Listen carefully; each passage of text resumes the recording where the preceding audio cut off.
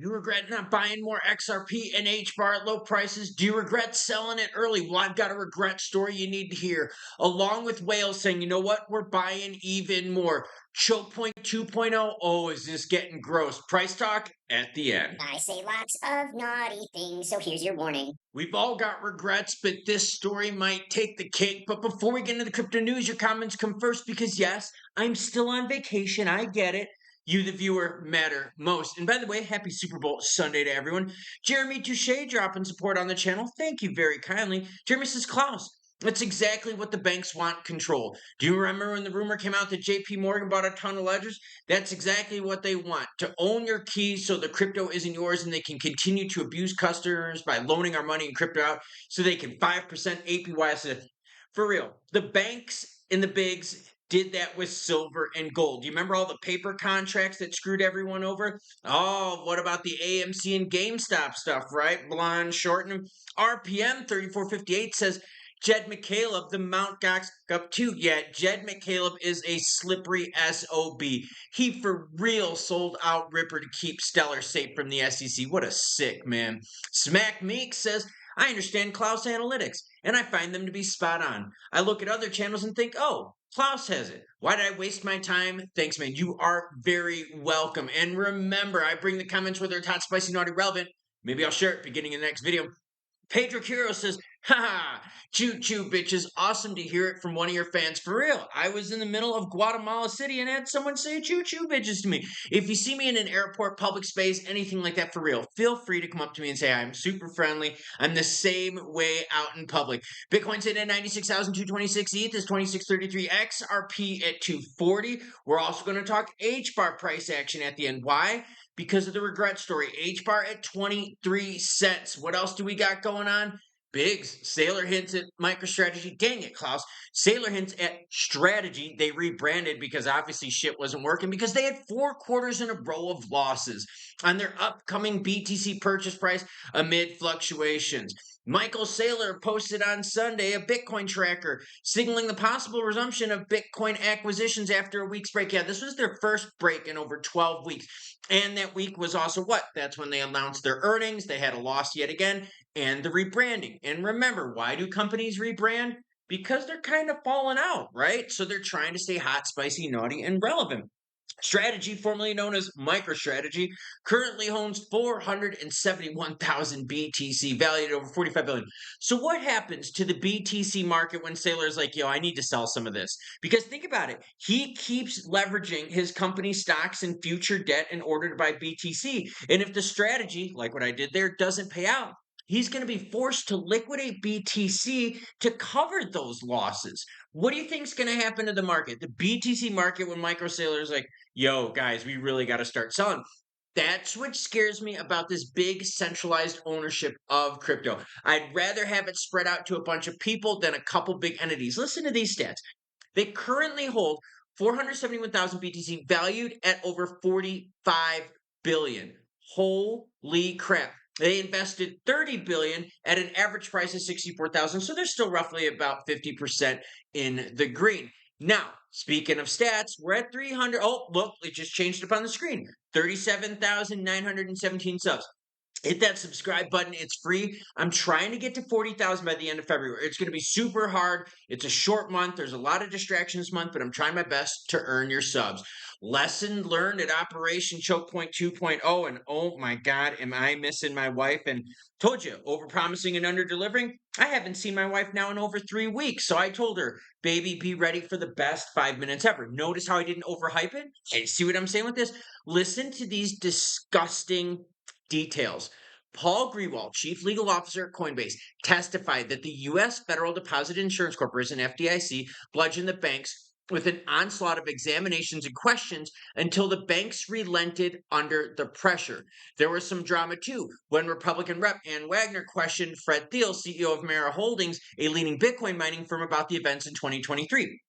This is nuts. And this shows you how bad the previous regime wanted to suppress crypto. And let me ask you real quick. Do you try to suppress things that are going to be successful, or do you try to suppress things that suck? If things suck, they suck on their own and they fail on their own, right? Yeah, they only suppress things that they're in fear of. Mr. Thiel, Has your bank ever stated whether their prudential regulators told them that they should refrain from providing services to digital asset firms? We banked with Signature Bank, and when the FDIC shut them down in March, and remember, they said that crypto was to blame. We later found out that that wasn't true. Again, total BS by the government and Biggs. And Flagstar took over the accounts. None of the crypto accounts were allowed to be part of those assets acquired. We were forced to immediately seek accounts with other banks. We were able to open an account with another bank, deposited 70 million after going through approval process, and 6 days later we were told we have to shut down our accounts because the bank will no longer bank crypto companies. Wagner, so the answer is yes. Dude, this is getting so disgusting. And if you want to read more about this, and I'm going to be honest with you, this is actually really gross to read. That's why I don't want to share it all because it is very negative. It's negative in terms of how they're looking at crypto and how they're negatively treating it. It's all linked in the description below. Austin University's got a lot of money. They want to launch now a $5 million BTC fund with a 5-year HODL strategy. Okay, cool. But then what? You think these companies are just going to keep hodling BTC and not selling it? No, eventually they're going to want to sell it and they're going to want to do something with that money. It makes sense. And that's why I brought up the Sailor thing. Eventually, he's going to have to sell his BTC because the company's not making money. They've had losses 4 quarters in a row. 1 year straight of losses. So eventually they're going to have to sell BTC to kind of bolster their books. The University of Austin is launching a first of its kind BTC investment fund, showcasing the growing Bitcoin adoption among the United States universities. Austin will now invest over $5 million and hodl it for 5 years. Their total endowment is worth over $200 million. This is what they said. We don't want to be left behind with their cryptocurrency potential materializes dramatically. Huh, interesting, isn't it? All right, now let's go into a nasty regret story. Ripple CTO David Schwartz regrets selling 40,000 ETH too early. You want to throw up? Get ready for it, girlfriend. Ripple CTO David Schwartz recently opened up an X about a decision that continues to haunt him. It all started when Schwartz mentioned in X post that his biggest regret was when he decided to lower himself to someone else's level, right? Because there was pressure on him, like, oh, sell it, it's a piece of crap. We've heard that from the BTC maxis all the time. Oh, XRP no value. Oh, HBAR no value. Yeah, again, people only knock and rip on you if they see you as a threat. An X user commented stating, my biggest regret was not buying more at 50 cents, talking about XRP, which has risen about 300%. What about HBAR fans, right? Any regrets there, not gobbling more up at 5 cents, 4 cents, and so forth? Let's continue to learn. The X discussion furthered with Schwartz revealing selling 40,000 ETH at $1.05. And it was pretty high on his list of regrets. Now, honest here, right? Hindsight is always 2020, man. There's been oil company shorts that I sold out on too early. There's been certain cryptos that I've sold out on too early. It happens, okay? But he sold 40,000 ETH at $1.05 because he caved into the pressure and it decided to lower himself to someone else's level. And we see that with social media all the time. Oh, bro, get out of XRP. What about Womble Stacker's stupid ass comments on every one of these videos? Oh, XRP is going to zero. Been saying that for like a year, by the way, straight. That's my point. These maxis want you to sell so that it can pump up their holdings. And Schwartz fell prey to that. So don't feel like you're alone in this. We've all made decisions where when we look back, we're like, oh man, I should have held it another month or I should have done this. But just remember what your thoughts were at the time of it. Now, let's talk about HBAR, okay? HBAR sitting right now. Obviously, we saw before the election, you could have gobbled it up around 4 to 5 cents. We've seen several times big run ups here, real close to that 40-cent mark, right? Couldn't hold it, but we're still holding right now at 23 cents. So you have to also look at it this way, too. Are we that early in the run of things, right? With the regs and so forth, the ETFs, and yes, there's going to be HBAR ETFs going too. And the volume for HBAR is not bad, 190 million, but again, it's not as big as some of the other players out there. But is there more upside? You're right now looking at HBAR at 23 cents. And very recently, we've seen it at 35, 37 cents. That's like a 50+% potential just on the short term of what we've seen price wise. Now, will you be able to buy it at that 5 cent, 4 cent range? I don't think so. I think that's going to be a pretty hard thing to get to.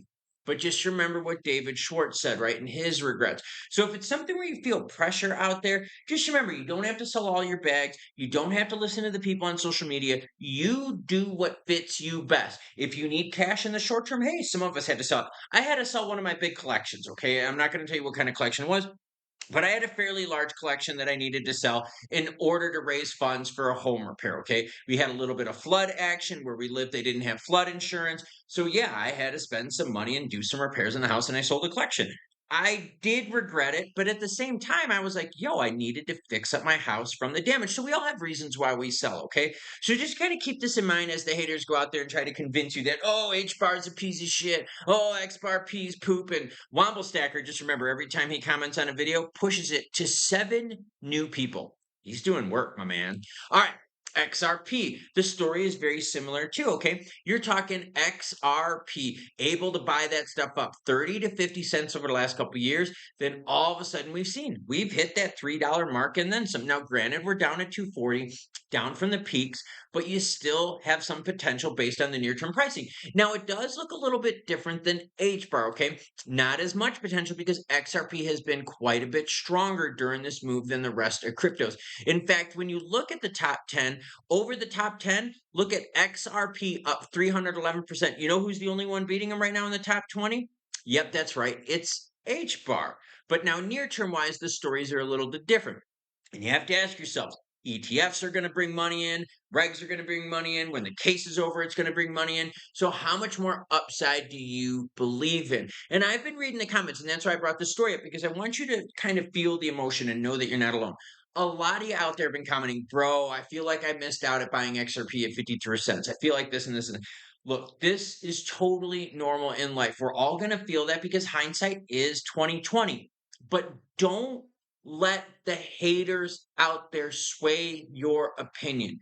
Keep your eyes on the prize. Keep your eyes on the news. Look at the fundamentals. Look at what's going on with the macros in the globe and make the decision that best suits you. Now, if you got a big bag of XRP and you're up 5x and all of a sudden you have a huge thing that comes up, maybe it's a surgery, maybe your car broke and you need the money. Dude, everyone understands that you always got to sell stuff in order to make the money, right? If you don't have the capital in the bank. And like I told you, I had a massive flood, jacked the basement up in my house, and we had just recently finished the basement. It was a nice home, and it just sucked because we didn't have flood insurance, right? So yeah, I was susceptible to that too, where I had to sell a certain part of my collection of something. And now years later, I think I'm at what, 8 years after that incident, I have pretty much bought that entire collection back.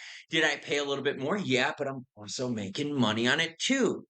So listen to David, where he says, yo, don't sink down to other people's level and make sure you're trying your best to keep the emotions out of it. Situations do happen, but keep your eye on those fundamentals so that you can make the decision that best suits you. I don't know if you can see it at the TV on behind me, but they're in the Pocket Vault, ladies and gentlemen. I have a Pocket Vault of my own. That's right. Safety deposit boxes, have some Pokemon cards. Of course, right? But I thought it was actually pretty cool of David to share it. Normally, I rip on the guy for just being a boob. I mean, he's a smart guy. It's just like the things he says isn't always the best. But I actually liked him sharing this. I actually liked him sharing that he regretted his decision and that he felt like others out there pressured him. Selling ETH at $1.05. Now, like I said, I've had some regrets in my life with short squeezes in the oil markets. I love playing the oil markets. But yo, nothing like that with selling ETH at $1.05. So think that is someone in the know. That is someone in the crypto community that felt pressure from haters, that felt pressure from, oh, ETH is just not going to do anything. And here he is selling it at $1.05. So just kind of take the news that I share with you, apply it to your situations, make sure the haters don't get under your skin, because what they're trying to do is they're trying to emotionally bend you over, right? They're trying to give it to you without the lube and without the warning. And the best part is, all the haters that comment on this channel, what do? They just help the algorithm more and share this video with more people. So let the haters comment and support the growth of us, right? And the news of this channel and this ecosystem that we've all developed, because this is a team, right? This isn't just me, this is you too. That's why I bring your comments in the beginning, because you, the viewer, matter most. That's why I did this video, because I see a lot of people out there. Bro, I wish I would have bought more HBAR at 4 cents. Oh, I wish I would have bought more XRP at 50 cents. Look, we don't know what the future is going to hold, but we can keep ourselves informed. So just keep that in mind the next time a maxi or hater out there tells you that, oh, you're stupid for doing this and that. Look, people only hate when they're jealous and when they feel threatened. Choo choo, bitches.